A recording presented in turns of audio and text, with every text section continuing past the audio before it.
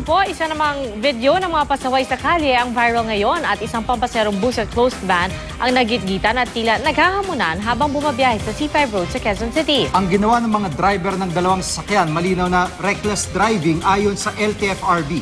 Nakatutok si Isay Reyes. Sa kuha ng dashcam video na ito, akmang magche-change lane pakaliwa ang truck. Kaya binusihan ito ng driver ng sasakyang may dashcam. Biglang napatigil ang truck at makikitang isang bus mula sa kanan ang sumingit sa harap ng truck. Nag-change lane ulit pakaliwa ang bus ng kumpanyang Alps. Agad itong tinabihan at tila dinikitan ng truck. Ang bus naman gumanti at ilang beses tinangkang git-gitin ng truck. Maya-maya, tila nilabas ng driver ng truck ang kanyang kamay at pinagduduro ang bus. Bahagya namang humupa ang girian ng dalawa pagdating sa pakurubang bahagi ng C5 Road, Libis northbound. Pero nang nasa may Libis Blue Ridge flyover na dalawang sasakyan,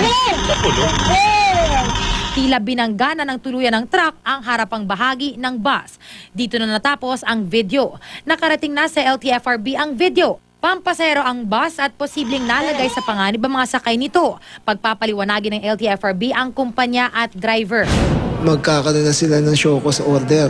We will summon him. Diba? Yung Alps, papatawag din namin kung meron siyang franchise violation. Ayon pa sa LTFRB, malinaw na may nangyaring reckless driving. We can recommend his driver's license to be suspended or cancelled by the LTO.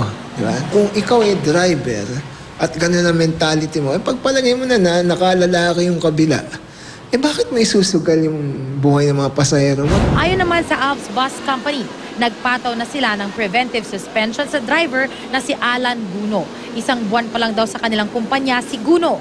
Inamin daw nitong nakipag-gitgitan siya pero iginiit na hindi siya ang nauna. Isay Reyes, nakatutok, 24 oras.